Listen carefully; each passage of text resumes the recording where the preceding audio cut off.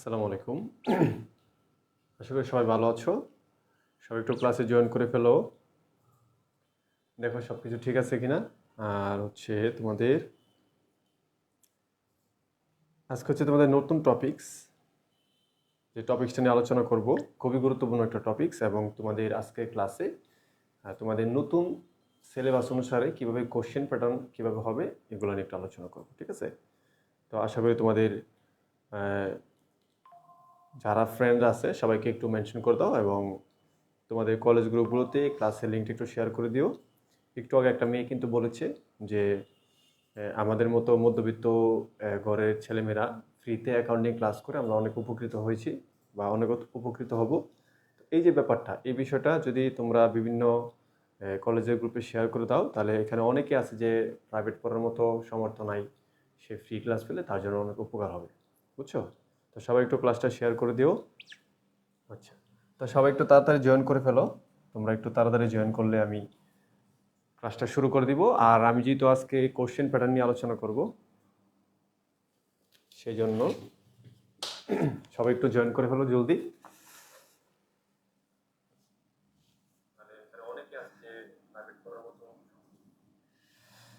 তন্ময় ঘোষ, আলহামদুলিল্লাহ ভালো। খাদিজা তলকুবরা, ওয়ালাইকুম আসসালাম। নিপা রয়, প্রেজেন্ট স্যার। ওকে, আর কে কে আছো একটু জয়েন করে ফেলো তোমরা, ঠিক আছে? সবাই জয়েন করে ফেলো।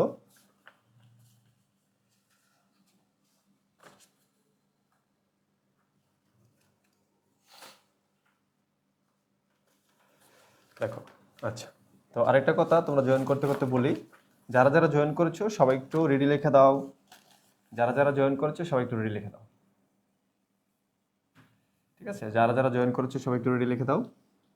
অলরেডি 2 মিনিট হয়ে গেছে, আমরা 3 মিনিটের মধ্যে আমাদের নির্ধারিত যে ক্লাস শুরু করে দিব।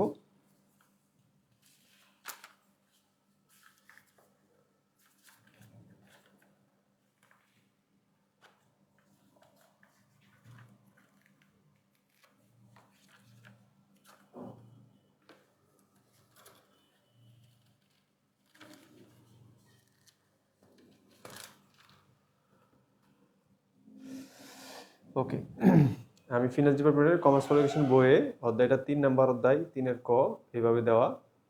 এখন কি আমি বই কিনেছি, বইতে তো কোর্স কোড লেখা আছে তো। আচ্ছা, তো ফিনান্স ডিপার্টমেন্ট এখানে চ্যাপ্টার কি 2 লেখা না, আর অ্যাকাউন্টিং ডিপার্টমেন্টের চ্যাপ্টার 3 লেখা। আচ্ছা, আমি এটা একটু ঠিক করে দিব না নেক্সট ক্লাসে। তো কমার্স এই তোমার ফিনান্স ডিপার্টমেন্টের মেইন বইটা আমার কাছে আছে, আর অ্যাকাউন্টিং ডিপার্টমেন্টের মেইন বইটা আছে। ফিনান্স ডিপার্টমেন্টের মেইন বইটা আমার কাছে নাই, আমার কাছে অন্য একটা বই ছিল, এখান থেকে আমি দেখে লিখে দিয়েছি। তো আমি একটু মেইন বইটা নিব ইনশাল্লাহ, নেওয়ার পরে যদি এটা কারেকশন থাকে আমি করে দিব নেক্সট ক্লাসে, ঠিক আছে? সমস্যা নাই।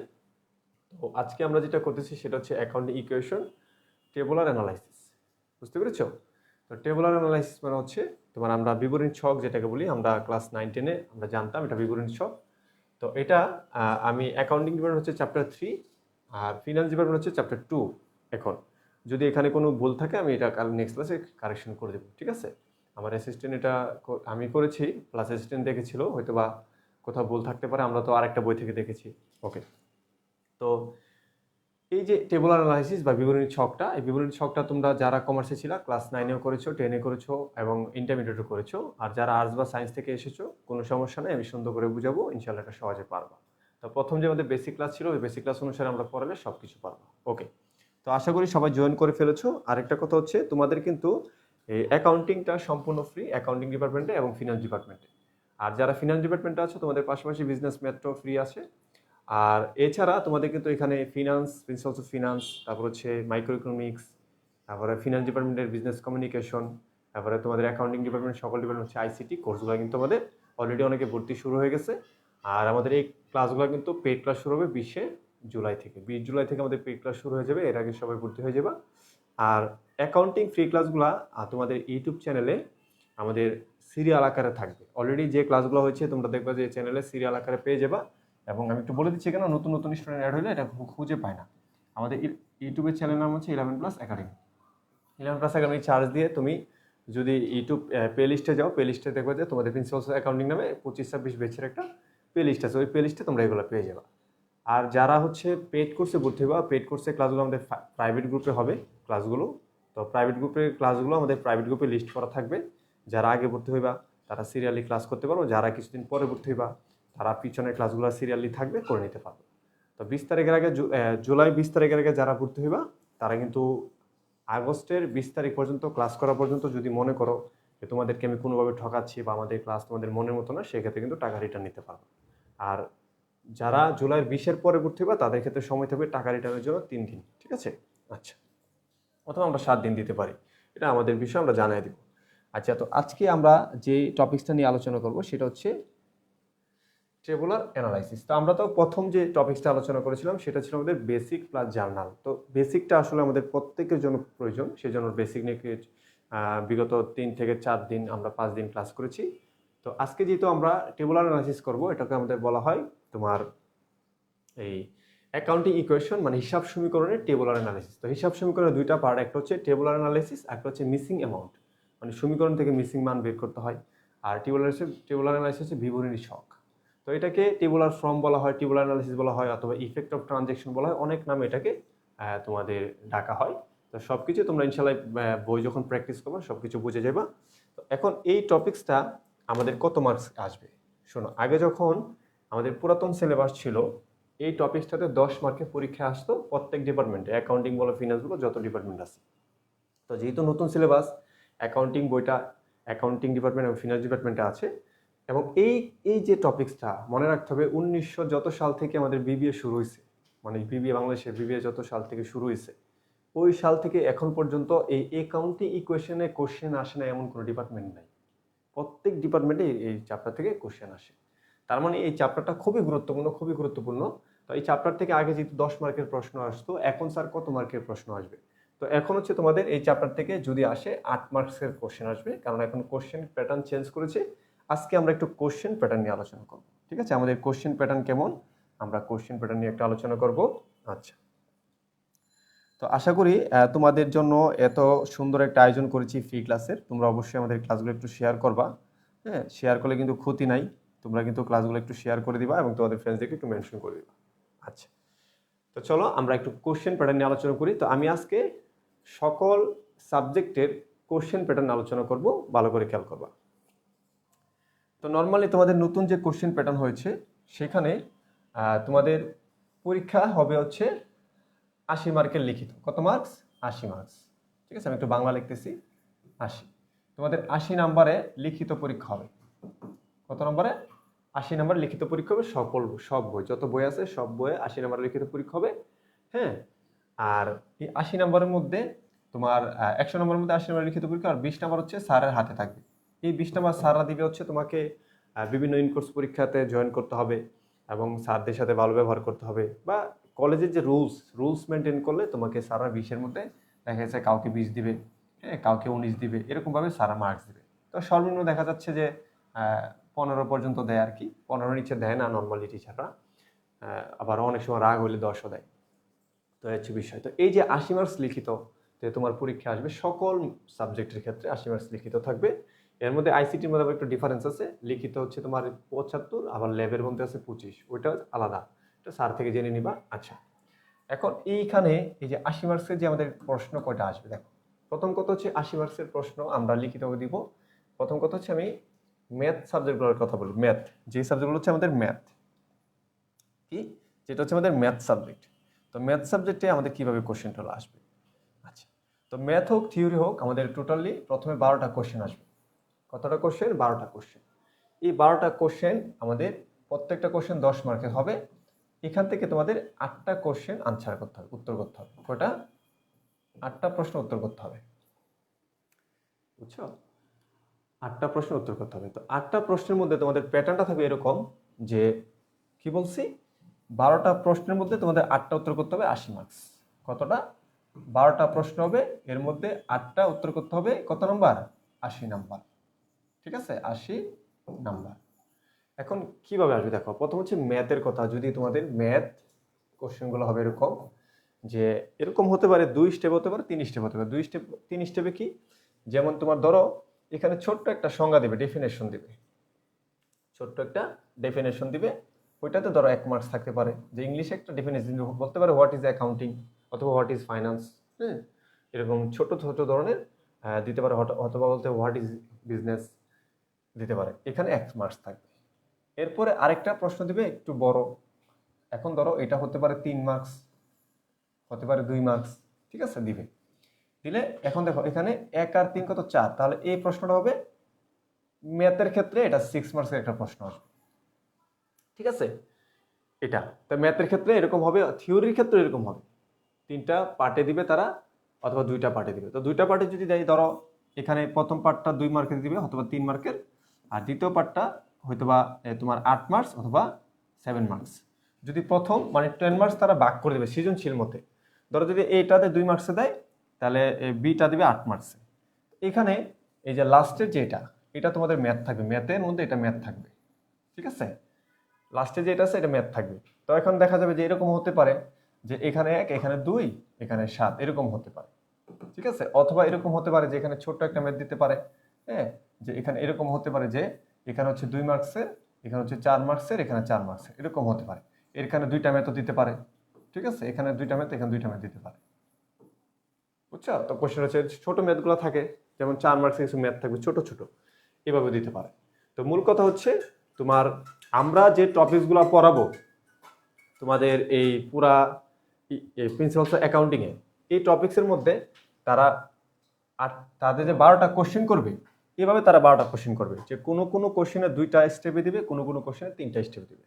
তো যেগুলো বড় ম্যাথ, ধরো অনেক বড় ম্যাথ, সেই ম্যাথের মধ্যে তোমার এমন হবে, সাইলেন্ট কল, এমন হবে যে এখানে হচ্ছে তোমার 1 নাম্বার, সরি এখানে 2 নাম্বার, এখানে হচ্ছে 8 মার্কস।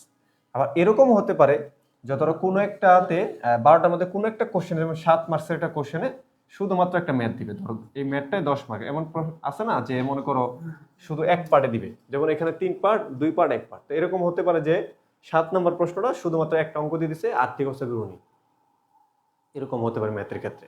আচ্ছা, তাহলে ম্যাথের ক্ষেত্রে আমরা কি বুঝতে পারছি যে 3 স্টেপে যদি দেয় তাহলে আমাদের এখানে 2 মার্কস একটা থিওরি থাকবে, আর এখানে বাকি 2টা মিলায় কি দিবে, ম্যাথ দিবে। বা এরকম হতে পারে প্রথমটা থিওরি, দ্বিতীয়টা থিওরি থাকবে, তৃতীয়টা একটা ম্যাথ দিবে। আচ্ছা, এরপরে এরকম 2-1টা থাকবে। এরপরে ম্যাক্সিমাম তোমাদের যেহেতু ম্যাথ সাবজেক্ট, এখানে ম্যাথের গুরুত্বটা বেশি, এই জন্য দেখো এতে 2 নাম্বার আর বিতে দেখা যাচ্ছে 8 নাম্বার বা ম্যাথ থাকবে, অথবা শুধু 7 মার্কের একটাই ম্যাথ থাকবে, কোনো থিওরি থাকবে না। তো এইভাবে হচ্ছে তোমার ম্যাথের প্যাটার্ন। আর থিওরির ক্ষেত্রে, থিওরি যদি হয়, ধরো যদি থিওরি হয়, থিওরির ক্ষেত্রে এরকম 3 স্টেপ অথবা 2 স্টেপ দিবে, তারা মার্কস ভাগ করে 3 স্টেপে যদি দেয় তাহলে এটা 2, 5, 5 হতে পারে, অথবা 2, 3, 5 হতে পারে, অথবা 1, 2, 7 হতে পারে, এরকম হতে পারে। আবার 2 স্টেপে দিলে এটা 5 হতে পারে, এটা 5 হতে পারে, অথবা এটা 4, এটা 6 হতে পারে, এটা 2, এটা 8 হতে পারে, এইভাবে তারা কোশ্চেন দিবে। তো মূল কথা হচ্ছে তোমার কোশ্চেনটা তারা ওইভাবে দিবে, যেমন মার্কস তেমন কোশ্চেন তারা করবে, ওইভাবে তোমাকে আনসার করতে হবে। তো থিওরির ক্ষেত্রেও এরকম ভাবে প্যাটার্নের প্রশ্ন হবে, ম্যাথের ক্ষেত্রে এরকম প্যাটার্ন প্রশ্ন হবে। বাই চান্স কোনো একটা কোশ্চেন বা 2টা কোশ্চেন দেখা গেছে 10 মার্কের জন্য একটা কোশ্চেন দিয়ে দিতে পারে, এরকমটা দেখা যেতে পারে। তো আশা করি তোমরা কোশ্চেন প্যাটার্নটা বুঝতে পেরেছো। থিওরি এবং ম্যাথের ক্ষেত্রে সবাই একটু ডান লিখে দাও, সবাই একটু ডান লিখে দাও, ঠিক আছে। আচ্ছা, তার এখানে আমাদের এই টপিকসটাও এরকমই, যেহেতু এটা ম্যাথ, অনেক গুরুত্বপূর্ণ একটা ম্যাথ, এখানে 8 মার্কসের নিচে দেওয়া সম্ভব না, 8 মার্কসের নিচে দিবে না। আর যদি 7 মার্কসের জন্য দেয় তাহলে আরেকটা ছোট দিবে, কিন্তু নর্মালি মনে রাখবা এটা 8 মার্কস অথবা 10 মার্কসের জন্য চলে আসতে পারে। যেহেতু বড় একটা ম্যাথ, তারা চাইলে একটা প্রশ্নেতে শুধু একটা এই ম্যাথ দিয়ে দিতে পারে। তো আশা করি তোমরা কোশ্চেনের যে বিষয়টা বুঝতে পেরেছো, যে সৃজনশীল বা তোমাদের নতুন সিলেবাসে যেভাবে কোশ্চেন প্যাটার্ন হবে, বিষয়গুলো বুঝতে পেরেছো। তো তোমরা যদি প্রত্যেকে ডান লিখে দাও। আমি যেহেতু কোশ্চেন প্যাটার্ন নিয়ে আলোচনা করেছি, অলরেডি আমাদের 13 মিনিট চলে গেছে। এখন আমরা আজকে টেবুলার অ্যানালিসিস সম্পর্কে তোমাদের সাথে আলোচনা করব। এই চ্যাপ্টারটা আমরা কিভাবে আনসার করবো এবং এই অঙ্কগুলো আমরা কিভাবে সমাধান করব, এই বিষয়টা আমরা জানব।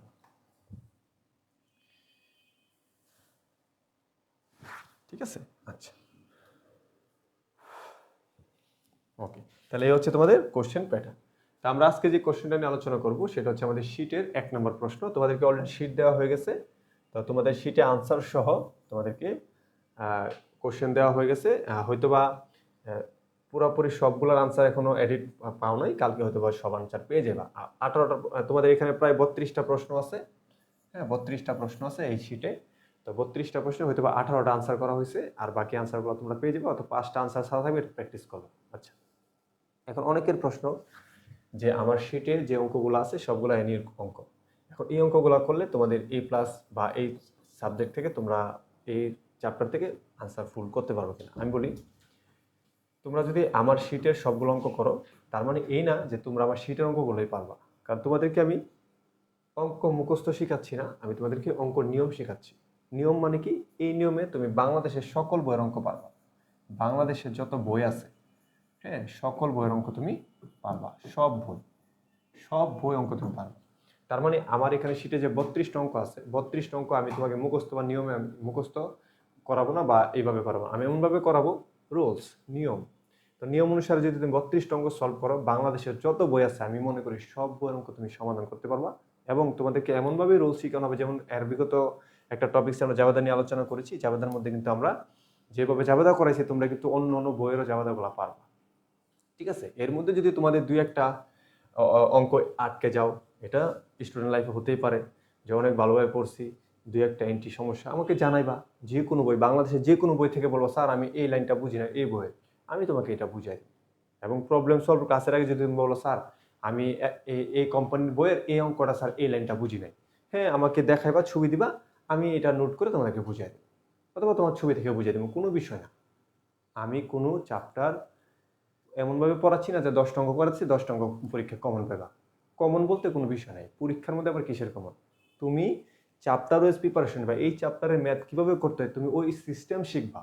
একটা শিক্ষকের কাজ কি? একটা শিক্ষকের কাজ হচ্ছে একটা স্টুডেন্ট ওই চ্যাপ্টারের ম্যাথগুলো সে কীভাবে সলভ করবে সেটা তাকে শিখাই দেওয়া হবে। তাকে বলা হবে যে 10টা অঙ্ক করো, পরীক্ষা আসবে, এটা তো শিক্ষকের কাজ না, এটা পড়াশোনার সিস্টেম না।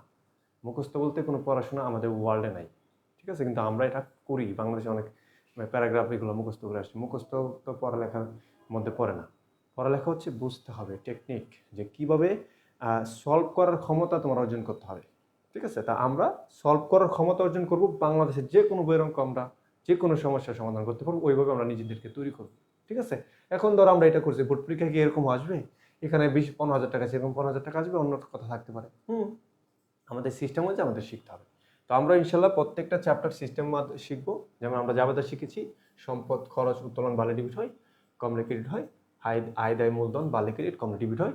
এখন যত কিছু হোক, যত জাবেদা হোক, এই সিস্টেমে আমরা জাবেদা করছি। তো এটাও আমরা একটা সিস্টেমে শিখবো, যে সিস্টেমে লুকা পিসিউলি শিখাইতে বলছে, বা যে সিস্টেমের শিখা অরিজিনাল প্রকৃতপক্ষে যে সিস্টেমের শিখা আমাদের উচিত, আমরা সেই সিস্টেমে শিখবো। আমার ক্লাস তুমি চাইলে 5-10টা টিচার যদি তোমাদের খুশি থাকে দেখাইবা, যে স্যার দেখেন তো উনি যে শিখেছে এটা প্রকৃত নিয়ম কিনা। যদি বলে হ্যাঁ এটাই প্রকৃত নিয়ম, তাহলে আমার ক্লাস করবা। যদি বলে যে না, উনি তো প্রকৃতভাবে তোমাদের শিখায় নাই, তাহলে আমার ক্লাসকে তোমরা একদম পানির মধ্যে ডাস্টবিনে ফেলে দিবা। বুঝছো?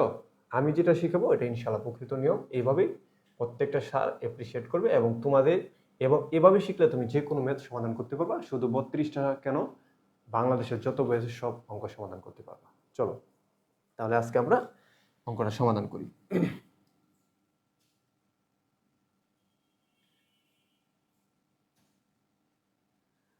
ওকে, এখন তোমাদের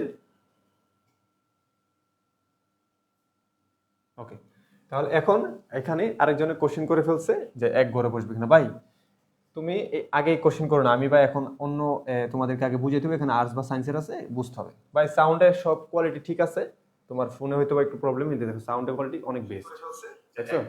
ভাই তুমি আগে কোশ্চেন করো না, আমি ভাই এখন সাউন্ড কোয়ালিটি অনেক ভালো আছে। আচ্ছা খেয়াল করে দেখো, এখন এখানে দেখো 1 তারিখ শুরু করতেছি, খেয়াল করে দেখো কি লেখা আছে। দেখো, on January 1, 2017, mister Aamir started his business. 2017 সালের জানুয়ারি মাসের 1 তারিখে মিস্টার আমির তার ব্যবসা শুরু করেছে। দ্য ফলোয়িং ট্রানজ্যাকশন, নিচের transaction were completed during the month, এবং এই মাসে এই লেনদেনগুলো সংঘটিত হয়েছে। হ্যাঁ, তাহলে এই হচ্ছে লেনদেন, 1 তারিখে সে ব্যবসা, এই লেনদেনগুলো সে করেছে। ঠিক আছে? আচ্ছা, তো এখানে লেনদেন দেওয়া আছে জাবেদার মতো, মানে সরাসরি এখান থেকে বলছে রিকোয়ারমেন্ট। একটা বলছে show the effect of transaction on accounting equation, বলতেছে অ্যাকাউন্টিং ইকুয়েশনে ইফেক্ট দেখাইতে।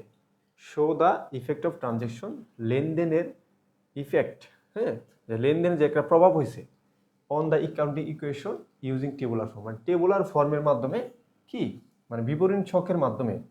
অ্যাকাউন্টিং ইকুয়েশন কি? এ সমান এল প্লাস ওই, মানে আমাদের তো, আমরা তো জানি যে কোনো লেনদেন হলে হয়তোবা সম্পদ কমে না এটা সম্পদ বাড়ে, দায় কমে না হলে দায় কমে, আর অথবা মূলধনের উপর গিয়ে প্রভাব পড়ে। তাহলে তারা এটা বলতেছে show the effect of transaction, ট্রানজেকশনের প্রভাবটা যে পড়েছে on the accounting equation, accounting ইকুয়েশনের উপরে ইউজিং টেবুলার ফর্ম, এটা টেবুলার ফর্মের মাধ্যমে দেখাও।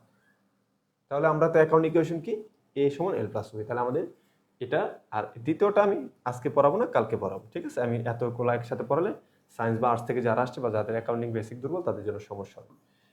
তো যখন আমাদেরকে using tabular form accounting equation effect দেখাতে বলবে অথবা টেবুলার অ্যানালাইসিস করতে বলবে, প্রথমে আমরা কি করব, আমরা ছোট্ট করে একটা গড় এঁকে নিব, ঠিক আছে, পুরা খাতার মধ্যে। আমি এখানে বোর্ডে আঁকছি, আমার বোর্ডটা ছোট, তোমরা খাতা নিবে। এখন খাতা তোমরা চাইলে এইভাবে আঁকতে পারবা, এইভাবে আঁকতে পারবা, ঠিক আছে, কোনো সমস্যা নেই। অ্যাকাউন্টিংয়ে তোমরা এইভাবে করতে পারবা, এইভাবে করতে পারবা, যেভাবে ইচ্ছা সেভাবে করতে পারো, কোনো সমস্যা হবে না, প্রবলেমে কোনো ঝামেলা নেই। আচ্ছা, তো মনে রাখতে হবে আমি কিন্তু তোমাদের বেসিকে করাবো, আমি কিন্তু কোনো মুখস্থ করাবো না, খেয়াল করো। তো প্রথম যখন কোনো একটা অঙ্কে বা কোনো একটা নাম্বারে, কোশ্চেন নাম্বারে অ্যাকাউন্টিং ইকুয়েশন করতে বলো, তুমি লিখবা answer to the question no 7, ধরো 7 আসছে, লিখবা কোম্পানি নাম, তারপর লিখবা the effect of transaction on the accounting equation, মানে আমরা লেনদেনের উপর যে প্রভাব পড়েছে সেটা ইকুয়েশনের মধ্যে দেখানো। তারপর প্রথমে লেখা হচ্ছে কি ডেট, এভাবে একটা গড় বানাবো, ডেট, গড় বানানোর পরে লেখা হচ্ছে অ্যাসেটস সমান দিবা, এবার লেখা কি লাইবিলিটিস প্লাস ওনার্স ইকুইটি, আর এখানে হচ্ছে রিমার্কস মানে মন্তব্য। এই মন্তব্যটা নিয়ে আমরা আজকে কথা বলবো না, যেহেতু মন্তব্য নিয়ে কথা বলতে গেলে আমাদের সময় লাগবে, মন্তব্য নিয়ে আমরা নেক্সট ক্লাস বা পরবর্তী ক্লাসগুলোতে কথা বলবো। তাহলে আমরা জানি আমাদের হিসাব সমীকরণের প্রভাব ফেলতে হচ্ছে, হিসাব সমীকরণটা কি তোমাদের শিখে নিয়ে আসছিলাম, এ সমান এল প্লাস ওই। তো তুমিও কি করবা, ডেট দিবা, এটা হচ্ছে তোমার এ, ঠিক আছে, এরপর হচ্ছে কি সমান এল প্লাস লাইবিলিটিস প্লাস কি ওনার্স ইকুইটি, লিখে এটা গড় করে এভাবে রাখ, আর রিমার্কসের জন্য একটা গড়। তাহলে প্রথমে ডেটের একটা গড়, তারপরে তুমি বড় করে গড় আঁকার পর এটাকে সম্পদের একটু বড় রাখবা, তারপরে দাগ দিয়ে, তারপরে ওনার্স ইকুইটি ছোট করে কি করবা রিমার্কস, কারণ সম্পদ একটু বেশি আসে, এরপর একটু ছোট করবা। তাছাড়া তুমি কিন্তু সম্পদ কয়টা দায় কয়টা দেখে তারপরে করতে পারবো। তো প্রাথমিকভাবে আমি গড় আঁকবো কিভাবে, মনে রাখতে হবে প্রাথমিকভাবে আমি গড় আঁকবো, আমি যেহেতু বলছি অ্যাকাউন্টিং ইকুয়েশন, প্রথম অ্যাসেটস একটা গড় রাখবো, এখানে নিচে অনেকগুলো সম্পদের জন্য একটা গড় টেনে রাখছি, এবং লাইবিলিটিস প্লাস ওনার্স ইকুইটির জন্য একটা গড়। তাহলে প্রথম ডেট, সম্পদের জন্য একটা গড় খালি থাকবে, এভাবে আমরা দেখবো, আমি দেখাই তোমাদের কিভাবে দাগ দিবা।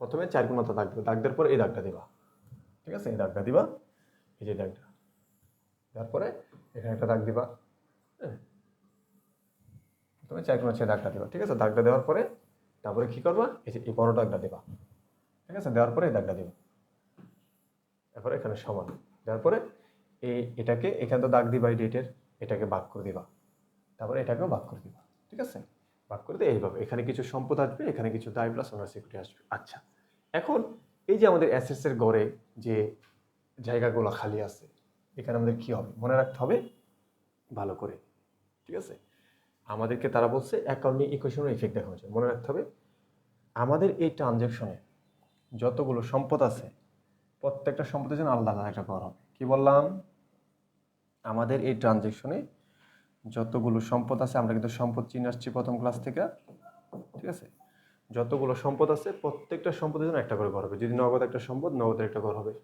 যদি আসবাবপত্র একটা সম্পদ, আসবাবপত্র একটা ঘর হবে, প্রত্যেক সম্পদের জন্য একটা ঘর হবে, ঠিক আছে, প্রত্যেক সম্পদের জন্য একটা করে ঘর হবে, ঠিক আছে, কি বললাম, প্রত্যেক সম্পদের জন্য একটা করে ঘর হবে, এবং এই পাশে মূলধনের জন্য একটা ঘর মাস্ট হবে, এবং প্রত্যেক দায়ের জন্য একটা ঘর হবে। তাহলে এই পাশে কি হবে, আমাদের এই অঙ্কে যতগুলো সম্পদ থাকবে প্রত্যেক সম্পদের জন্য একটা ঘর হবে, এবং এই পাশে আমাদের যতগুলো দায় হবে প্রত্যেকটা দায়ের জন্য একটা ঘর হবে। যদি পাওনাদার থাকে পাওনাদারের জন্য একটা ঘর, যদি বকেয়া বেতন থাকে বকেয়া বেতনের জন্য একটা ঘর, আচ্ছা, এবং মূলধনের জন্য মাস্ট একটা ঘর হবে, মানে ওনার্স ইকুইটি, ঠিক আছে।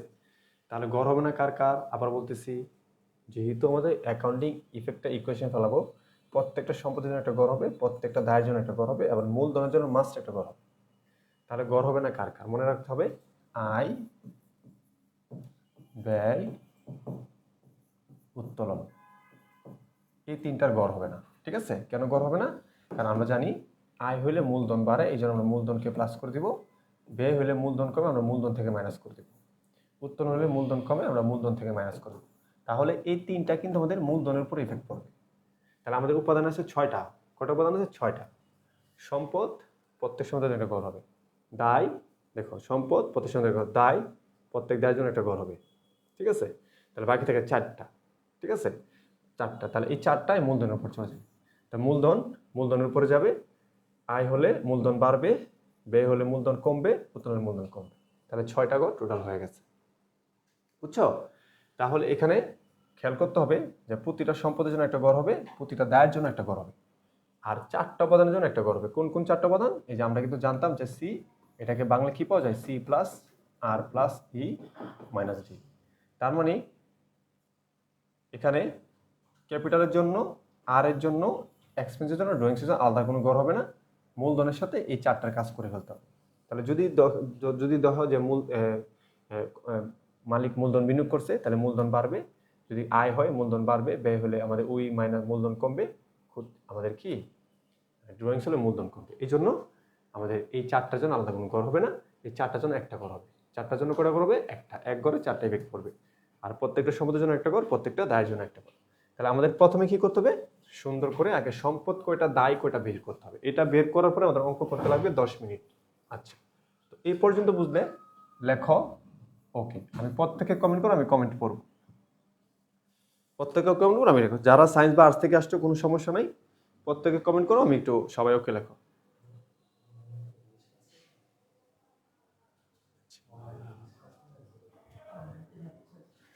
প্রত্যেকে কমেন্ট করো, আমি লেখো। যারা সায়েন্স বা আর্টস থেকে আসছো কোনো সমস্যা নাই।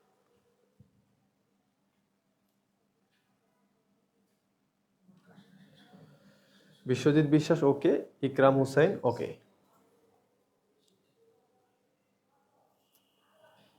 আচ্ছা রায় ওকে, মিস্টার আসিফ ওকে, মিথিল আক্তার অথয় ওকে, এনামুল হক ওকে, মিমি ওকে, সাদিকা ওকে, আচ্ছা আলামিন ইসলাম ওকে।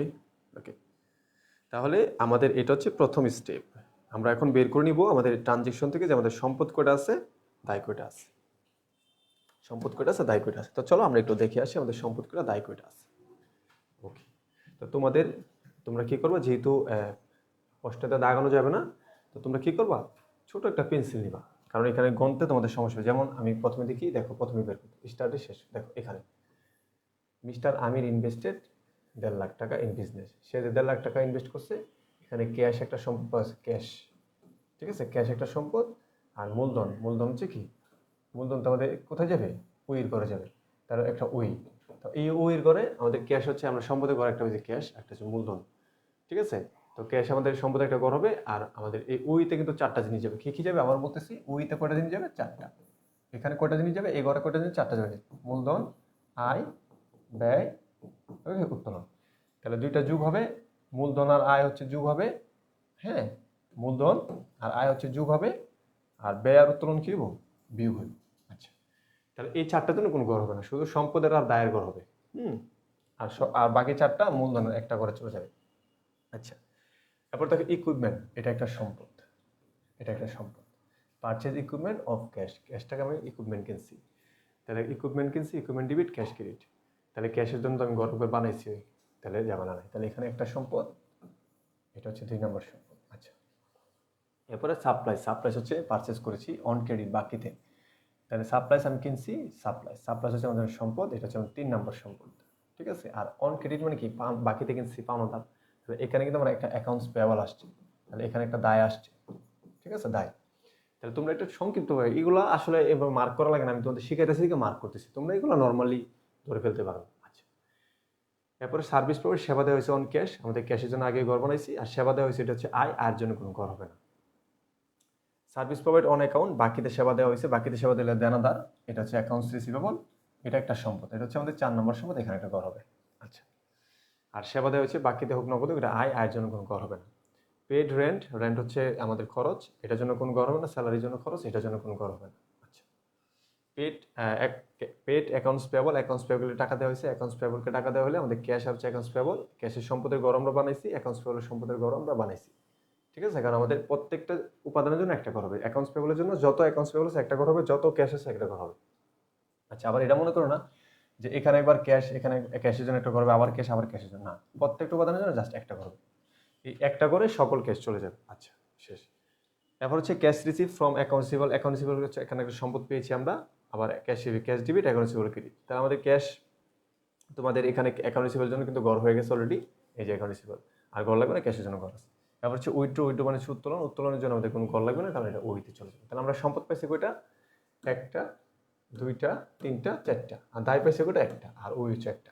তাহলে এই যে আমি বাছাই করলাম, এই বাছাই করাটা হচ্ছে একটা স্টুডেন্টের জন্য সবথেকে গুরুত্বপূর্ণ বিষয়। মনে রাখতে হবে, আমি যেভাবে পড়াইছি এইভাবে ছাড়া যদি তোমরা 9, 10 অথবা ইন্টারমিডিয়েট শিখে আসো, সম্পূর্ণ ভুলভাবে শিখে আসছো, অথবা মুখস্থ কোনো সিস্টেমে। এখানে বলছে যে লেনদেনগুলোকে অ্যাকাউন্টিং এর ইকুয়েশনের মধ্যে প্রভাব দেখাতে। তো তুমি অ্যাকাউন্ট ইকুয়েশন মানে কি? এ সমান এল প্লাস উই। তাহলে তুমি অবশ্যই সম্পদগুলোকে আগে খুঁজে বের করবা, দায়গুলোকে খুঁজে বের করবা। আর উইটাতে তুমি জানো যে তোমাকে শিখে আনা হয়েছে যে উইতে চারটারও ইফেক্ট পড়ে, সেজন্য ওই চারটা ওইতে ইফেক্ট পড়বে। সম্পদ বাড়লে সম্পদ বাড়বে, কমলে কমবে, দায় বাড়লে দায় কমবে, কমলে কমবে। তো এই জিনিসগুলোকে খুঁজে আগে বের করতে হবে। এই জন্য এই টেবুলার অ্যানালাইসিস করার জন্য প্রথমে তোমাকে আগে খুঁজতে হবে কতগুলো সম্পদ আছে, কতগুলো দায় আছে, ঠিক আছে? আর মূলধনের জন্য মাস্ট একটা গড় হবে। মূলধনের গড়ে চারটা জিনিস চলে যাবে: মূলধন, আয়, ব্যয়, উত্তোলন। মূলধন, হ্যাঁ, হলে মূলধন বাড়বে, আয় হলে মূলধন বাড়বো, ব্যয় হলে কমবো, উত্তোলন হলে কমবো, ক্ষতি হলে কমবো। আচ্ছা, তাহলে আমরা এই পর্যন্ত বুঝে থাকলে লিখি যে, হ্যাঁ, অল ক্লিয়ার লিখি। সবাই অল ক্লিয়ার লিখে দাও। তাহলে আমরা এখন গড় বানিয়ে ফেলবো। সবাই অল ক্লিয়ার লিখে দাও। আচ্ছা, যদি এইভাবে শিখে থাকো তাহলে এটা হচ্ছে তোমরা জেনুইনভাবে শিখে আসছো। ক্লাস 9, 10 যে স্যার তোমাদেরকে এইভাবে পড়াইছে, এটা তোমাদের ওই স্যারে খুব ভালোভাবে তোমাদেরকে পড়াইছে, ঠিক আছে? আর যদি এর বাইরে কোনো অন্যভাবে শিখে আসো, এটা তোমরা সঠিকভাবে শিখো নাই। আচ্ছা, তাহলে যারা সায়েন্স আসো বা আর্টস থেকে আসছো, আমি তোমাদের জন্য আবারই রিপিট করতেছি, এই লেনদেনগুলো থেকে আমাদের খুঁজে বের করতে হবে যে কতগুলো সম্পদ আছে, কতগুলো দায় আছে। প্রত্যেকটা সম্পদের জন্য একটা করে গড় হবে, প্রত্যেকটা দায়ের জন্য একটা গড় হবে, আর মূলধনের জন্য কি একটা গড় হবে। এই হচ্ছে আমাদের 3টা স্টেপ মনে রাখতে হবে। আর কোনটা সম্পদ কোনটা দায় আমি প্রথম ক্লাস থেকে তোমাদেরকে এ পর্যন্ত শিখাই নিয়ে আসছি। এরপরে যদি দুর্বলতা থাকে বা জটিলতা থাকে, এই ক্লাসগুলো করো, দেখবা সব দুর্বলতা জটিলতা কেটে যাবে, এবং এই প্রিন্সিপালস অ্যাকাউন্টিং এর যে কোনো ম্যাথ তোমরা সমাধান করতে পারবা, ঠিক আছে? আচ্ছা, ওকে, তাহলে আমাদের শেষ এই পর্যন্ত। তাহলে এখন আমরা কি কি সম্পদ পেয়েছি? চারটা। আমরা তাহলে সম্পদ এখানে চারটা ঘর বেড়ে ফেলবো। এখানে কটা করবো না? চারটা, ঠিক আছে? আমরা চারটা পেয়েছি, যে এখন এটাকে চারটা ভাগ করবো সুন্দর করে। এই যে চারটা ভাগ করে দিবা, এই যে চারটা ভাগ। তখন এই চারটা করে চারটা সম্পদের নাম লিখে ফেলবো। আর আমরা দায় পাশে কয়টা পেয়েছি? শুধু একটা দায় পেয়েছি, অ্যাকাউন্টস পেয়াবল। তাহলে একটা দায় পেয়েছি, আর আমাদের একটা ক্যাপিটালের ঘর হবে। তাহলে দুইটা ঘর হবে, এই পাশে দুইটা ঘর হবে। একটা হচ্ছে আমাদের অ্যাকাউন্টস পেয়াবল, একটা হচ্ছে এভাবে ঘর বানায় ফেলবো। শেষ, এই ঘর কমপ্লিট। তো ঘর কমপ্লিট। এখন ঘরের ভিতরে তোমরা কি করবা? এগুলো লিখে ফেলবা, হ্যাঁ? তো ঘর কমপ্লিট, ঘরের ভিতরে এগুলা লিখে ফেলবা। তো সম্পদের ঘরে সম্পদের নামগুলো লিখে ফেলবা। কি কি সম্পদ পেয়েছি আমরা? ক্যাশ পেয়েছি, ইকুইপমেন্ট পেয়েছি, অ্যাকাউন্ট রিসিভেবল, সাপ্লাই। তুমি চাইলে এগুলোকে উল্টাপাল্টা লিখতে পারবা, কিন্তু ক্যাশটাকে শুরুতে রাখবা। ক্যাশটাকে সবসময় প্রথম ঘরে রাখবা, ঠিক আছে? এরপরে যা আছে তোমার যেটা ইচ্ছা তুমি যে ঘরে রাখতে পারো। আচ্ছা, বুঝছো? আর এদিকে ক্যাপিটালকে লাস্ট ঘরে রাখবা। ওকে, তাহলে ঘর আমরা এখানে চারটা সম্পদ পেয়েছি: cash, equipment, supplies, account receivable. এই যে cash, equipment, account receivable, supplies. দায় পেয়েছি কোটা? একটা, অ্যাকাউন্টস পেয়েবল। এই যে অ্যাকাউন্টস পেয়েবল, একটা হচ্ছে আমাদের ক্যাপিটাল, অথবা তুমি উই লিখতে পারো। আচ্ছা, তাহলে আমাদের এই গড়ও কমপ্লিট। এখন সবাই লেখো যে গড় ওকে, ঠিক আছে? সবাই লেখো গড় ওকে, গড় ওকে, গড় ওকে লিখে দাও। ওকে, যারা এইভাবে শিখেছো, গুড, ভালো ফরম্যাটে শিখেছো, ইনশাল্লাহ সুবিধা হবে, ঠিক আছে? গড় ওকে লিখে দাও।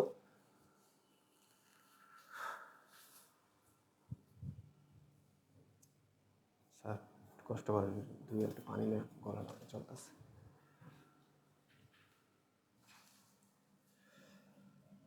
আচ্ছা, সবাই একটু গড় ওকে লিখে দাও। তাহলে এখন আমার আর কোনো কাজ নাই, যেহেতু গড় বানাই ফেলছি, এখন আর কি হইব? শুধু বাড়া কমা, কোনটা বাড়তেছে কোনটা কমতেছে, একবারে ঝামেলা শেষ হইব, ঠিক আছে? যে কোনটা বাড়তেছে কোনটা কমতেছে এটা করব, অঙ্ক হয়ে যাবে, শেষ। এখন আমি অঙ্ক বসাবো। তাহলে চলো, সব বুঝে গেছি আমরা। এখন 2017 সাল লিখবা, 2017, এখানে লিখবা 2017 সাল, ঠিক আছে? 2017 সাল। আচ্ছা, আমি কিন্তু আজকে রিমার্কস নিয়ে কথা বলবো না, হ্যাঁ? কারণ রিমার্কস নিয়ে কথা বলে সময় লাগবে। আমি রিমার্কসটা কালকে বুঝাবো। কারণ এখানে অনেকে ভাই আসো সায়েন্স আর্টসে, তোমাদের জন্য সময় দেওয়া জটিল, আমি বুঝি, কিন্তু তোমাদের জন্য কষ্ট হয়ে যায়। এই জন্য আমি একটু ভালো বারবার দেখো না একই কথা বলি, যেন তোমাদের মনে থাকে, ঠিক আছে? আমি একটু পানি খেয়ে নিই।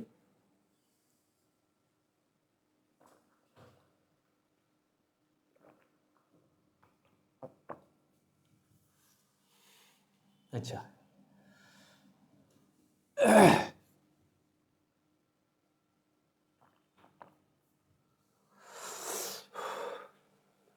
আচ্ছা, আমার ক্লাস ভালো বুঝো নি? হ্যাঁ, কমেন্টে রিভিউ দাও যে আমার ক্লাস ভালো বুঝো কিনা। যদি আমার ক্লাসে দুর্বলতা থাকে আমাকে বলবা। মানুষ কিন্তু পরিপূর্ণ না, ঠিক আছে? আমি যে একদম ভালো অ্যাকাউন্টিং করে ব্যাপারটা কিন্তু এরকম না। কিন্তু তোমরাও যদি ভালো বুঝো অবশ্যই বলবা যে হ্যাঁ স্যার ভালো বুঝি, ঠিক আছে? এটা তোমরা একটু কমেন্ট আমাকে জানাও। ওকে, তো এখন আমরা সম্পদের গড়গুলো একটু লিখে ফেলছি। দেখছো আমি কিন্তু আস্তে আস্তে স্টেপ বাই স্টেপ বুঝাইছি তোমাদের। প্রথমে এসএসএ গড় বানাবা, তারপর লেভেল হচ্ছে কি গড় খালি রাখবা, তারপরে কতগুলো সম্পদ আছে কাউন্ট করে, তারপর কতগুলো সম্পদের গড় বানাবা, দায়ের গড় বানাবা। আচ্ছা, তখন তারিখ বসাবো 2017। 2017 প্রথম দেখো কি লিখছে, জানুয়ারি 1। হ্যাঁ ঠিক আছে, জানুয়ারি 1। আচ্ছা, ওকে। মিস্টার আমির ইনভেস্টেড 1.5 লাখ টাকা ইন দিস বিজনেস। একজনে বলছে এগুলো তো স্যার আগের পড়া নতুন পড়া কোন দিন থেকে শুরু হবে। এখন কত হলো, ওই যে কোশ্চেন করছে এটার উত্তর আমার কাছে নাই। এখন আমি যদি এইগুলা সিস্টেমে না পড়াই, তুমি যদি এগুলা 9 10 না শিখাইতা, তাহলে তুমি কি ইন্টারমিডিয়েটে বড় বড় অঙ্ক করতে পারতা না। তো তোমার মতো এখানে অনেকেই আছে যারা সায়েন্স বা আর্ট থেকে আসছে এবং যারা অ্যাকাউন্টিংয়ে দুর্বল আছে। তো তাদেরকে যদি আমি শুরু থেকে শেষ পর্যন্ত একটা স্টেপে না পড়াই, তাহলে ওরা জীবনে বুঝবো পরের অধ্যায়গুলা। তো এই ধরনের কোশ্চেনগুলো করবা না। হ্যাঁ ঠিক আছে। আচ্ছা, তো চলো, তাহলে এখানে লেখা আছে মিস্টার আমিন ইনভেস্টেড 1.5 লাখ টাকা ইন বিজনেস, মানে মিস্টার আমিন 1.5 লাখ টাকা তার ব্যবসায় বিনিয়োগ করছে। তো সেই যদি 1.5 লাখ টাকা বিনিয়োগ করে বলছে ইফেক্ট দেখাইতে। ইফেক্ট মানে কি, যে কি বাড়ছে কি কমছে। তো সে যদি 1.5 লাখ টাকা বিনিয়োগ করে, তাহলে তার কি হবে, জানুয়ারি 1 তারিখ। তো লিখতেছি জানুয়ারি 1। সে যদি 1.5 লাখ টাকা বিনিয়োগ করে 1.5 লাখ টাকা, তাহলে নগদ তার প্রতিষ্ঠান নগদ 1.5 লাখ টাকা বাড়বে। নগদ কত বাড়বে, 1.5 লাখ টাকা বাড়বে। তো তুমি এখানে প্লাস 1.5 লাখ টাকা লিখতে পারো, অথবা শুধু 1.5 লাখ টাকা লিখলেও চলবে, কারণ প্লাস চিহ্ন দেওয়া লাগে না। প্লাস চিহ্ন না দিলেও চলবে। তো 1.5 লাখ টাকা তার বাড়বে, এবং সে তো মালিক হয়ে ব্যবসায় বিনিয়োগ করছে, তার কি বাড়বে বলো তো দেখি। তোমরা নিজের একটু কমেন্ট করো দেখি তোমাদের কি অবস্থা, আমি একটু দেখি। যে মিস্টার আমিনের ব্যবসায় তার 1.5 লাখ টাকা বিনিয়োগ করছে, 1.5 লাখ টাকা বিনিয়োগ করছে, নগদের 1.5 লাখ টাকা বাড়ছে তার ব্যবসায়, এই জন্য 1.5 লাখ টাকা প্লাস, ক্যাশে করে প্লাস। আচ্ছা, এবং সে যে মালিক হয়ে ব্যবসায় 1.5 লাখ টাকা বিনিয়োগ করছে, আর কি বাড়ছে বলো, আর কি বাড়ছে বলো। আচ্ছা, মিথিলা আক্তার অথই ভাইয়া, আমার স্যারের পরে আপনার পড়ানোটা অনেক ভালো লাগছে। অনেক ভালো পড়ান আপনি, আলহামদুলিল্লাহ। আচ্ছা ঠিক আছে।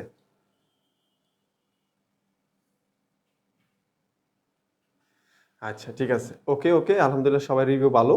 আচ্ছা গুড। তো তোমরা কোনো সমস্যা থাকলে অবশ্যই আমাকে জানাবে। আর মনে রাখবা, শীটটা তো তোমাদের প্রথম শীট করতেছি তো আনসার সহ। এটা হচ্ছে প্রথম শীট, এর আগে কিন্তু আনসার সহ শীট করি নাই। তো শীটে অনেক ভুল থাকতে পারে, তোমরা একটু মিস্টেক হলে দেখাই দিবা, আমরা সাথে সাথে কারেকশন করে দেবো। আচ্ছা, তাহলে সবাই কিন্তু বুঝে গেছো যে হ্যাঁ স্যার মূলধন বাড়বে। ওকে, তাহলে যদি মূলধন বাড়ে, আমরা জানি যে মালিক যদি ব্যবসায় টাকা বিনিয়োগ করে, নগদ টাকা বাড়ে এবং মূলধন বাড়ে। দেখছো আমি কিন্তু একই বেসিক, প্রথম ক্লাসে যে বেসিক পড়েছি সে বেসিক। ওকে, এখন আমরা এখানে চাইলে রিমার্কস দিতে পারি, কিন্তু রিমার্কসটা নিয়ে আজকে কথা বলবো না। আচ্ছা, তো আমি লেখাগুলো একটু ছোট করে লিখি, যেন আমার অঙ্কটা আমার আমরা যেন কি করতে পারি, ম্যানেজ। আচ্ছা, পরের লাইন ছোট করে লিখবো। আচ্ছা, এখন অনেকে ধারণা আছে যে এটা এখানেই ক্লোজ করে দেওয়া হয়, অনেকে কিন্তু এটা এখানে ক্লোজ করতে পারে, ঠিক আছে? আবার অনেকে চাইলে ক্লোজ নাও করতে পারে। তো এটা এখানে ক্লোজ না করে মনে রাখতে হবে, প্রথম লেনদেনটা ক্লোজ না করা ভালো, কারণ প্রথম লেনদেন ক্লোজ না করে আরেকটা লেনদেন করে যোগ বিয়োগ করলে ভালো হয়। আবার অনেকে যদি চাও যে স্যার আমি এখানে কি টেনে নিব, এখানে তোমরা টেনে নিতে পারো। যেমন এখানে লেখছো, এখন তোমরা চাইলে এখানে ব্যালেন্স করে নিতে পারো। যেমন যেহেতু লেনদেন করে ফেলছো, তুমি চাইলে কি করতে পারো, লিখতে পারো ব্যালেন্স। এখন তুমি ব্যালেন্স টেনে নিতে পারো কি, যখন এখানে যেমন 1.5 লাখ টাকা ব্যালেন্স ছিল, 1.5 লাখ টাকা, এখানে কোনো ব্যালেন্সটা এখানেও নাই, এখানেও নাই, এখানেও নাই, এখানে 1.5 লাখ টাকা ব্যালেন্স, যেহেতু প্লাসে ব্যালেন্স 1.5 লাখ টাকা ব্যালেন্স, ঠিক আছে? এইভাবে করতে পারো। অথবা তোমরা 1 তারিখের পরে ব্যালেন্স যেহেতু টানলে একই ব্যালেন্স আসবে, তুমি 2 তারিখ করে তারপর পরবর্তী তারিখ করে ব্যালেন্স করতে পারো। আচ্ছা, যেভাবে ইচ্ছা করতে পারো, ঠিক আছে? আচ্ছা, এখন তোমরা যদি বলো যে না স্যার আমরা আপনি উত্তর যেভাবে করছেন ওইভাবে করে দেন আমার, ঠিক আছে? তখন কি করবা, এই ব্যালেন্স টানবা না, ব্যালেন্স না টানলে কি করবো, আরেকটা তারিখে লেনদেন করে ফেলবো। তো চলো আমরা আরেকটা তারিখ দেখি। বাস, দুইভাবেই হবে। তো পারচেজ ইকুইপমেন্ট অফ ক্যাশ 70,000 টাকা। এখন বলো, আমরা যদি ইকুইপমেন্ট কিনি, এটা ধরো আমার বিজনেস, এটা আমার কি ব্যবসায়, আমরা যদি ব্যবসায়ী ইকুইপমেন্ট কিনি, আমাদের ব্যবসায়ী ইকুইপমেন্ট আসবে, তার মানে আমাদের 70,000 টাকা ইকুইপমেন্ট আসবে, ইকুইপমেন্ট বাড়বে 70,000 টাকা। কত তারিখ, 5 তারিখ। তাহলে এখানে লিখবা 5, হ্যাঁ 5। ইকুইপমেন্ট বাড়বে, ইকুইপমেন্ট বাড়লে কত হবে, কত 70,000 টাকা আমাদের ইকুইপমেন্ট বাড়বে, ঠিক আছে, ইকুইপমেন্ট 70,000 টাকা বাড়বে। আচ্ছা, এখন 70,000 টাকা আমার ইকুইপমেন্ট বাড়ছে, আমি তো নগদ টাকা দিয়ে কিনছি, তো আমি যে ইকুইপমেন্ট কিনলাম নগদ টাকা দিয়ে, আমার নগদ টাকা চলে গেছে, ইকুইপমেন্ট আসছে, এই জন্য ইকুইপমেন্ট বাড়ছে, আবার নগদ টাকা কমে যাবে, নগদ কমে গেলে কি এইভাবে তুমি মাইনাস দিতে পারবা 70,000 টাকা, তো ব্র্যাকেট দিলে কি মাইনাস, অথবা তুমি যদি চাও এখানে এইভাবে মাইনাস চিহ্ন দিতে পারবা, এটা তোমার ইচ্ছা। তবে সৌন্দর্য হচ্ছে যে তুমি মাইনাসটা দিবা, যেহেতু নগদটা কমছে নগদ মাইনাস এইভাবে 70,000 টাকা।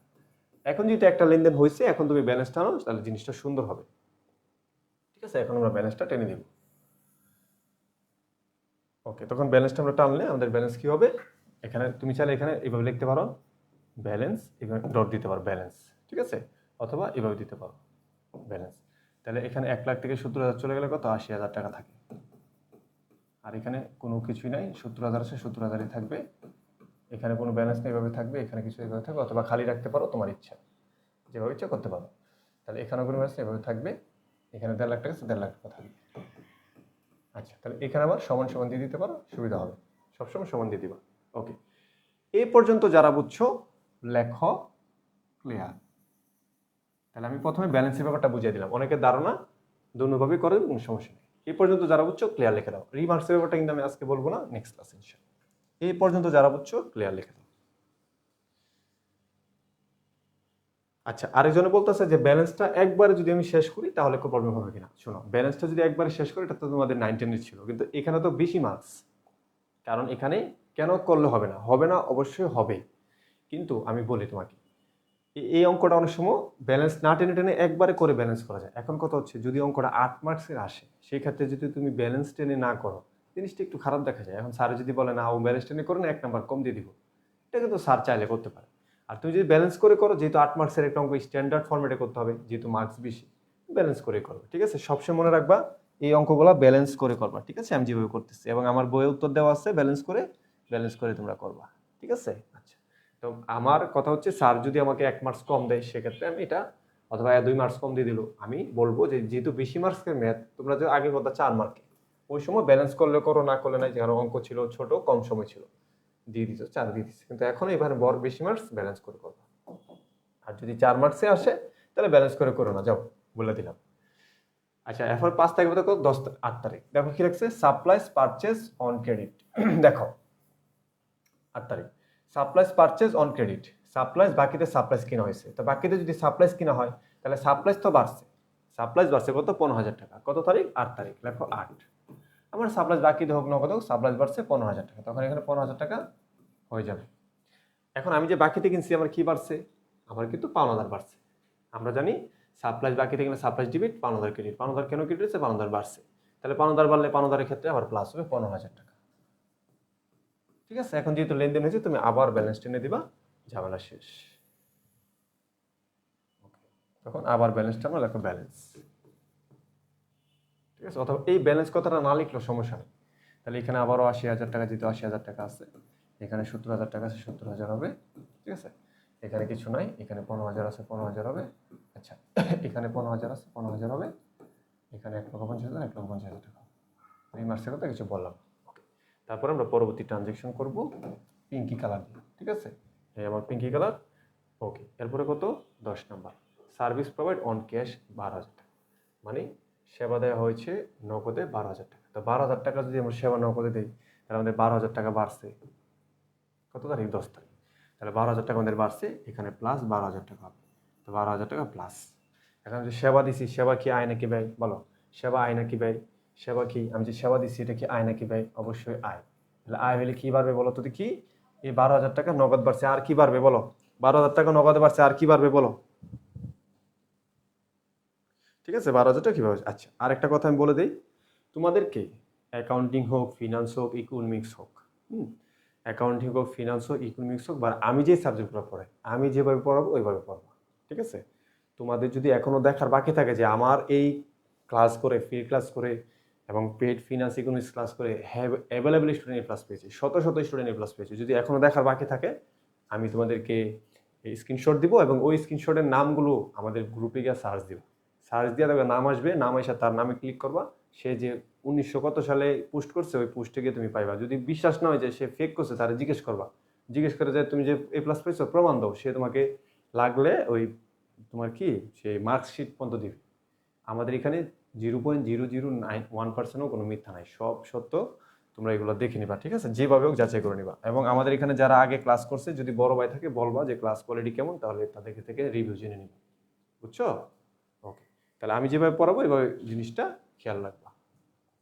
আচ্ছা, তো আমরা জানি সার্ভিস রেভিনিউ সেবা প্রদান করা হয়েছে, সেবা হচ্ছে একটা আয়, আয় হলে কি বাড়বে? মূলধন বাড়বে। আয় হলে কি বাড়বে? মূলধন বাড়বে। তাহলে আমাদের মূলধনের করে 15,000 টাকা বেড়ে যাবে। তো 15,000 টাকা বেড়ে গেলে আমাদের প্লাস প্লাস দেওয়া লাগে না, না দিলে চলবে। তখন আবার আমরা কি করবো? ব্যালেন্স টেনে দেবো। তো প্রত্যেক লেনদেনের পরে তোমরা চাইলে সাথে সাথে ব্যালেন্স টেনে দিতে পারবা, আর আমি যেভাবে বলতেছি সেভাবেই করবা, ঠিক আছে? আচ্ছা, তো ব্যালেন্সটা লিখে হচ্ছে, এখানে হচ্ছে তোমার 92,000, হ্যাঁ, এখানে হচ্ছে 70,000, এখানে হচ্ছে কত? এখানে হচ্ছে 15,000, এখানে হচ্ছে 15,000, ঠিক আছে? এখানে হচ্ছে 1,65,000। শোনো, আমার যোগ বিয়োগ কিন্তু ভুল হতে পারে, আমাকে কিন্তু স্মরণ করাই দিবা, বুঝছো? কারণ আমি তো স্ক্রিনে করতেছি, বারবার তোমাদের বুঝাতেছি, এদিকে তাকাই ওইদিকে তাকাইতেছি, সেই জন্য কিন্তু ভুল হতে পারে। এটা হচ্ছে আমাদের ব্যালেন্স। ব্যালেন্সের পর আমাদের কত তারিখ? 15 তারিখ। আচ্ছা, তো তোমরা কিন্তু ভালো বুঝো আলহামদুলিল্লাহ। আবার এই যারা সায়েন্স বা আর্টস থেকে আসছো, কে কে আসছো বলো? যারা সায়েন্স এবং আর্টস থেকে আসছো এখানে কে কে আছো? যদি তোমরা পড়া বুঝে থাকো, যে বলো যে স্যার আমি সায়েন্স থেকে পড়া বুঝতেছি, স্যার আমি আর্টস থেকে পড়া বুঝতেছি, কমেন্ট করো, অন্যরা দেখো, ঠিক আছে? কমেন্ট করো, অন্যরা দেখো। আচ্ছা, তো এখানে 12,000 জায়গায় 15,000 লিখে দিচ্ছি, দেখছো? কইছি না যে ভুল করে ফেলবো আমি? 12, এখানে 12,000ই হইব, বুঝছো? 12,000 এখানে যোগ করলে কত? 1,62,000। বুঝছি না তোমাদের? ভুল করে ফেলছি, দেখছো? কইতে কইতে ভুল করে ফেলছি।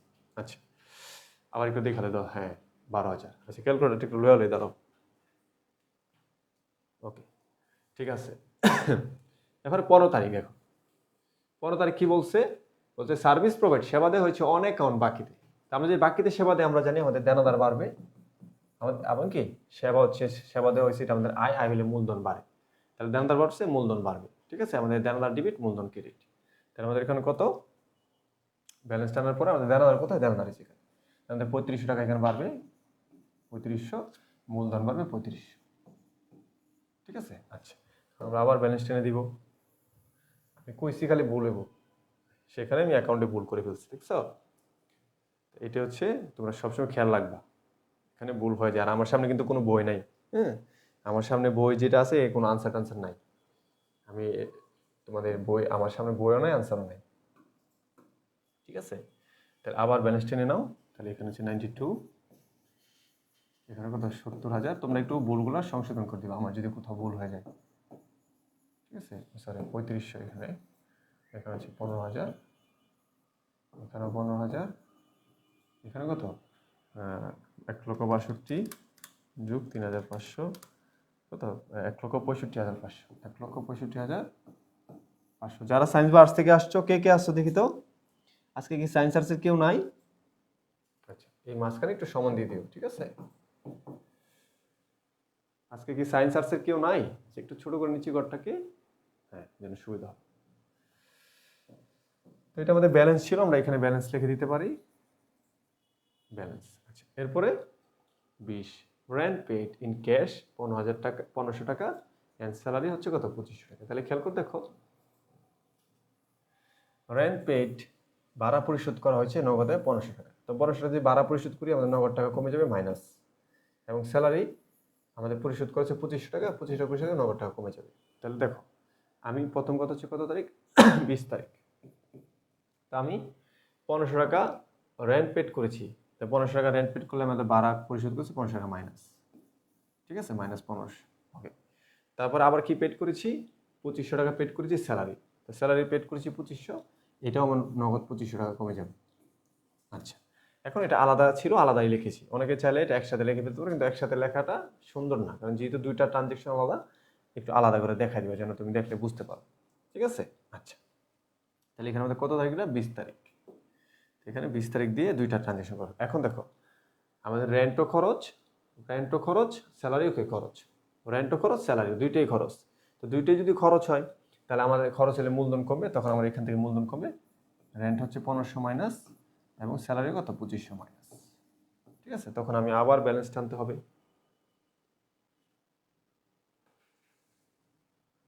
তখন আমাকে আবার ব্যালেন্স টানতে হবে। তখন আমি আবার ব্যালেন্স টান দিব এখান থেকে। দেখো ব্যালেন্স, তাহলে এখান থেকে টোটালি 4000 গেলে 88,000 টাকা হবে। তারপর আমি একটু করে নিচ্ছি 92,000 মাইনাস 1500 মাইনাস 25, ভুল হয়ে যাবে বুঝছো, কারণ আমার সামনে বই নেই। এখানে 88,000। আচ্ছা কালারটা চেঞ্জ করে দিচ্ছি, এখানে ব্যালেন্স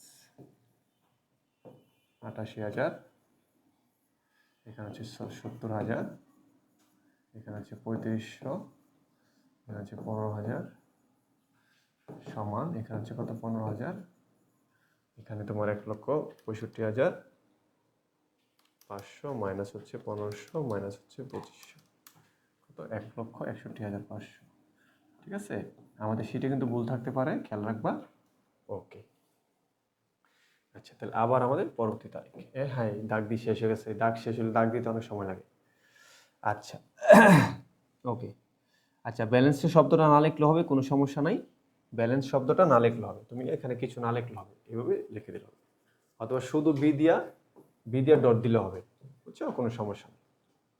আচ্ছা এর পরবর্তী তারিখ 24 কি বলছে? 24 বলছে ক্যাশ পেড, ক্যাশ টাকা পেড করা হয়েছে টু অ্যাকাউন্টস পেবল 5,000 টাকা। আচ্ছা এখন অ্যাকাউন্টস পেবল কি, যদি আমি 5,000 টাকা পরিশোধ করি, অ্যাকাউন্টস পেবল কি কমবে নাকি বাড়বে বলো তো দেখি, কমবে নাকি বাড়বে? সবাই কমেন্ট দেখতে চাই যে আমি যদি অ্যাকাউন্টস পেবলকে ক্যাশ টাকা পেমেন্ট করি তাহলে আমাদের ক্যাশ টাকা কি অবশ্যই কমবে। কত টাকা কমেন্ট করছি? 5,000 টাকা। এখন বলতো অ্যাকাউন্টস পেবল কি কমবে নাকি বাড়বে? অ্যাকাউন্টস পেবল কি কমবে নাকি বাড়বে বল? এটা কত তারিখ? 24 তারিখ। ঠিক আছে, আমি ক্যাশ টাকা পেমেন্ট করেছি, অ্যাকাউন্টস পেবলকে আমার 5,000 টাকা কমে গেছে। এখন অ্যাকাউন্টস পেবল কি এর জন্য কি কমবে নাকি বাড়বে বলো? কমবে। এই যে অ্যাকাউন্টস পেবল, তার অ্যাকাউন্টস পেবল খুঁজো, আমার অ্যাকাউন্টস পেবলের ঘর কোনটা ছিল? এই যে এটা, অ্যাকাউন্টস পেবল 5,000 টাকা কমে যাবে। ঠিক আছে, এখন আমাকে আবার কি করতে হবে? আবার ব্যালেন্স করতে হবে। ঠিক আছে, আচ্ছা এখন ব্যালেন্স করার আগে আমি একটু ঘরটা আবার টেনে নিই, যেহেতু ঘরটা একটু হয়ে গেছে, ছোট হয়ে গেছে, টেনে নিচ্ছি ঘরটা।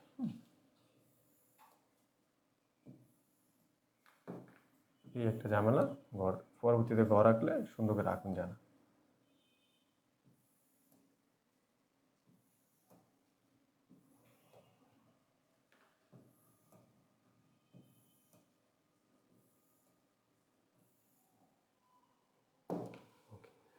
ঠিক আছে, চলো আমরা তাহলে এখন ব্যালেন্সটা নেব।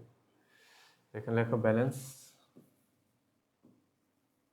তাহলে এখানে 83,000 টাকা হবে, 88,000 থেকে 5,000 83,000, এখানে 70,000, এখানে কত 3500, এখানে হচ্ছে তোমার 15,000, এখানে সমান দিয়ে দিবা, এখানে হচ্ছে 10,000, 15,000 থেকে 5,000 এখানে 10,000, এখানে কোনো মাইনাস প্লাস হয় নাই, তাহলে যা আছে এখানে তাই থাকবে। আচ্ছা তাহলে আমরা পরবর্তী ট্রানজ্যাকশন করব। ওকে, এরপর 27 cash receive from accounts receivable 1,500 টাকা। দেখছো তোমরা কিন্তু সবাই বলে ফেলছো, কমে যাবে, ভালো, সবাই কিন্তু ভালো সুন্দর পারো। তাহলে cash receive from accounts receivable কত? 1,500 টাকা। এখন তুমি খেয়াল করে দেখো, এই যে আমি প্রথম ক্লাসে বলছিলাম যে ভাই এই অ্যাকাউন্টিংয়ের তুমি যত চ্যাপ্টার করো ক্লাস 9 থেকে এই পর্যন্ত, অনার্স মাস্টার যা কমপ্লিট করো, অন্য দেশেও যদি গিয়ে পড়ো, মনে রাখতে হবে তোমাকে 6টা উপাদান ভালো করে চিনতে হবে: সম্পদ, দায়, খরচ, আয়, ব্যয়, মূলধন, উত্তোলন। এই 6টা জিনিস চিনলে যে কোনো চ্যাপ্টার কমপ্লিট করতে। এই যে এখন যে চ্যাপ্টারটা কমপ্লিট করতেছো কিভাবে? তুমি প্রথমে সম্পদ, দায়, খরচকে চিনতেছো, সম্পদ কমলে কমাইতেছো, বাড়লে বাড়াইতেছো, ঠিক না? দায় বাড়লে কমতেছো, দায় যদি কমে কমাইতেছো, বাড়লে বাড়াইতেছো। তাহলে কি বিষয়টা কি দাঁড়ালো? যে আমার যে কোনো অঙ্ক করতে গেলে আমার এই জিনিসটা লাগবে, এই চাপ, বাংলাদেশের যে কোনো চ্যাপ্টার করতে গেলে এটা লাগবে। তুমি কি মনে করতেছো যে এই চ্যাপ্টারটা এইভাবে আরেকটা চ্যাপ্টার আরেকবার শিখতে হবে? না, যদি তুমি শিখে আসো আরেকটা চ্যাপ্টার অন্যভাবে ভুল, মনে করে দিলাম তোমাদেরকে, যদি তোমরা আর্থিক অবস্থা বিবরণীও করো, এই সম্পদ দায় খরচ দিয়ে তোমাদেরকে করাবো, কোনো ধরনের নতুন নিয়ম শিখাবো না, বুঝছো? আচ্ছা তাহলে cash receive from account receivable মানে আমরা নগদ টাকা পেয়েছি ফ্রম অ্যাকাউন্ট রিসিভেবল দেনাদারের কাছ থেকে 1,500 টাকা। তো দেনাদারের কাছ থেকে যদি আমি 1,500 টাকা পাই তাহলে দেনাদার কমে যাবে, আর নগদ টাকা পেয়েছি নগদ টাকা বেড়ে যাবে। তাহলে 27 তারিখ, ঠিক আছে 27 তারিখ আমার নগদ টাকা 1,500 বেড়ে যাবে, আর দেনাদারের কাছ থেকে পেয়েছি দেনাদার কমে যাবে। দেনাদারের জন্য কোন ঘরটা? আমাদের দেনাদার কোন ঘরটা একটু ছোট করে দিচ্ছি, এই যে এটা হচ্ছে আমার দেনাদারের ঘর, এই যে এটা, তাহলে আমার 1,500 টাকা কমে যাবে। তাহলে এখানে 1500 কমে যাবে। আচ্ছা, তাহলে আবার আমি ব্যালেন্সটা আনবো। এখন যদি ব্যালেন্সটা আনি তাহলে কত হয়? তাহলে এখানে 1500 আমার বাড়বে, এখানে 84,500, এখানে 70,000 আগে ব্যালেন্সই থাকবে, এখানে 1500 কমে যাবে, 2000 টাকা হবে। আচ্ছা, এখানে আমার 15,000 টাকা 15,000 টাকাই থাকবে, এখানে সমান দিয়ে দিব, এখানে 10,000 আছে 10,000 টাকাই থাকবে, এখানে 1,61,500 আছে 1,61,500 থাকবে, 1,61,500। ঠিক আছে, ব্যালেন্স। আচ্ছা, ওকে। এরপর চলে যাবো আমরা পরবর্তী ট্রানজ্যাকশনে। দেখো, এটা আমরা ব্যালেন্স লিখে ফেলবো, দেখে এখানে পরবর্তী লেনদেন কি 30 তারিখ। 30 তারিখ দেখো, এখানে 30 লিখবা। দেখো কি লিখছে, cash withdraw by owners, cash উত্তোলন করা হয়েছে বাই ওনার্স, মালিকের মাধ্যমে 5,000 টাকা। তো মালিক যদি ব্যবসা থেকে 5,000 টাকা উত্তোলন করে, আমাদের কি উত্তোলন বেড়ে যায়, ঠিক আছে না? আর উত্তোলনের মালিক যদি ব্যবসা থেকে উত্তোলন করে তার মূলধন কমে যাবে, ঠিক আছে? তাহলে নগদ টাকা কমে যাবে। কত করছে সে যদি 5,000 টাকা ব্যবসা থেকে নিয়ে যায়, তাহলে নগদ 5,000 টাকা কমে যাবে। হ্যাঁ, আর সে মালিকে যদি উত্তোলন করে তাহলে তার মূলধনের পরিমাণ কমে যায় 5,000 টাকা। উত্তোলন করলে কি মূলধন কমে না? অবশ্যই মূলধন কমে যায়। তাহলে এই ছিল আমাদের কি, আবার ব্যালেন্সটা আনবো, ঠিক আছে? তো ব্যালেন্সটা এখানে বসাও, ঠিক আছে? তাহলে এখানে আমাদের কত হইল দেখো তো, 84,500, কোথাও ভুল আছে আমার? নাই। তাহলে 84,500 মাইনাস, আমার যদি কোথাও ভুল থাকে বললো, তোমরা কিন্তু আমার থেকে ভালো পারো ব্যালেন্স। তাহলে কত, 79,900। আমি তোমাদের শিখাই দিব, এরপরে আমার থেকে বেশি তোমরা পারবা, কারণ তোমরা এটা নিয়ে গবেষণা করবো। আমি তো শিখাই দিলে আবার অন্য অধ্যায় করাবো, বুঝছো? এই জন্য তোমরা বেশি পারবা, আমি কম পারবো তোমাদের থেকে। আচ্ছা, এখানে মনে তোমার 20,000 লিখতেছি, এটা আমার 2,000 হবে, এটা শূন্য বেশি পড়ে গেছে, এটা হচ্ছে তোমার 2,000, একটা শূন্য বেশি পড়ে গেছে আর কি, 2,000। ওকে, তাহলে এখানে সমান, এখানে হচ্ছে 10,000, এখানে হচ্ছে তোমার কত, 1,61,500 মাইনাস হচ্ছে 5,000, কত, 1,56,500। ওকে, এখন কিন্তু আমার কাজ শেষ না? তখন এখানে একটা দাগ দিয়ে দিবা নিচে, যেহেতু শেষ একটা দাগ দিয়ে দিবা। আচ্ছা, দাগ দেওয়ার পর তুমি খেয়াল করে দেখো, আমি একটু কালার দিচ্ছি, এখানে কিন্তু সমান, তার মানে এই পাশে আর এই পাশে কি হবে, তোমার সমান হতে হবে। আচ্ছা, এখন কথা হলো, আমি তো এখানে দাগ দিয়ে দিছি, এই জন্য আমার দাগটা দেখা যাচ্ছে, কিন্তু দাগগুলো তোমাদের আবার পেন্সিল দিয়ে মুছে দিবা। কোন দাগগুলো মুছবা একটু দেখায় তোমাদেরকে, এই যে এটা কি আছে না, এটা একটু মুছে দিবা, এই যে এই পর্যন্ত মুছে দিবা, ঠিক আছে? আমি একটু দেখাই, আমি তো মুছতে পারতেছি না, একটু দেখাই দিতে, এটা মুছে দিবা, এই পর্যন্ত মুছে দিবা, পেন্সিল দিয়ে মুছে দিবা। আচ্ছা, তা এই পাশে কয়টা দাগ আছে? একটা দাগ আছে, এটাকেও কি করবা, এই পেন্সিল দিয়ে এই পর্যন্ত মুছে দিবা, ঠিক আছে? মুছে দিবা, মুছে দিলে কি হইতেছে, তোমার এখানে এখন এই সবগুলো যোগ করবা। দেখো, তো সবগুলোকে যোগ করো, তো 89,500 যোগ 70,000, সরি, এখানে 79,500 যোগ কত, 70,000, যোগ হচ্ছে 2,000, যোগ কত, 15,000, কত হইল টোটাল? 1,66,500। এটা লিখবা না, কারণ ভুল হইতে পারে, এটা লিখবা না, লেখার পরে 1,66,000 বাদ দিয়ে দেবা, আবার এদিকে দেবা, 10,000 যোগ 1,56,500 যোগ 1,66,000, দুনো পাশে মিলছে, তখন বড় করে এখানে লিখবা 1,66,500, এখানে একটা দুটা দাগ দিয়ে দিবা, এখানে 1,66,500, এটা দাগ দিবে, দুই পাশ মিলে গেছে, তোমার অঙ্ক হয়ে গেছে, ঠিক আছে? আমি একটু ছোট করে দিচ্ছি এটাকে, এই দেখো, বুঝছো? এখন দেখো, যদি কারো কোনো কোশ্চেন থাকে বলতে পারো, আর যদি কোশ্চেন না থাকে তাহলে লেখো ফুল ক্লিয়ার। ফুল ক্লিয়ার, আমি যেভাবে করছি সেভাবে করবো। আমি আজকে রিমার্কসটা দিই নাই, ইনশাল্লাহ নেক্সট ক্লাসে রিমার্কসটা দেখাবো। আচ্ছা, সবাই ফুল ক্লিয়ার লেখা দাও।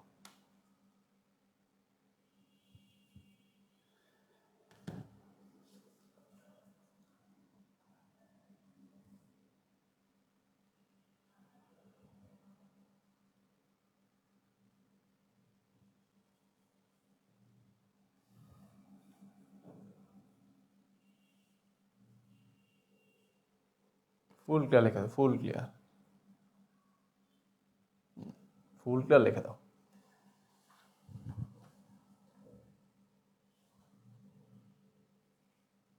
গুড। তো এখন তাহলে তোমাদের হোমওয়ার্কের পালা, যেহেতু তোমরা এটা ভালো করে শিখেছো, মনে রাখতে হবে, মনে রাখতে হবে। তোমরা কিন্তু আবার কঠিন অঙ্ক দেখলে বা একটু না পারলে মনে করো না যে এটা নিয়মের মধ্যে বা পড়ে নাই। এমন কোনো অঙ্ক নাই যে এই নিয়মে তুমি পারবা না। হয়তোবা তোমার ধরতে ভুল হইতে পারে যে এখানে এটা সম্পদ কিনা হয়তোবা ভুল হতে পারে, তো এটা তোমার আস্তে আস্তে যখন আমরা 4-5টা ক্লাস করবো হয়ে যাবে। এবং মনে রাখতে হবে এই চ্যাপ্টারের পরে কিন্তু আমাদের এই চ্যাপ্টারের উপর একটা পরীক্ষা হবে, তোমরা কেমন পারো আমি একটা পরীক্ষা নিব। ঠিক আছে? ওকে ওকে তাহলে আমি তোমাদেরকে হোমওয়ার্ক দিয়ে দিচ্ছি।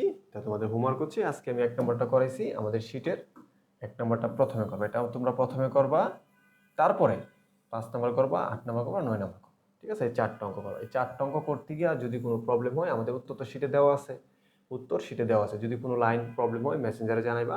যদি আমি মেসেঞ্জারে রেসপন্স না করতে পারি তোমাদেরকে আমি অবশ্যই পরবর্তী সলভ ক্লাস আমি এগুলো বুঝিয়ে দিব। ওকে, তো আজকে এই পর্যন্তই। ভালো থাকো সবাই, ইনশাল্লাহ দেখা হবে তোমাদের সাথে পরবর্তী ক্লাসে। আসসালামু আলাইকুম।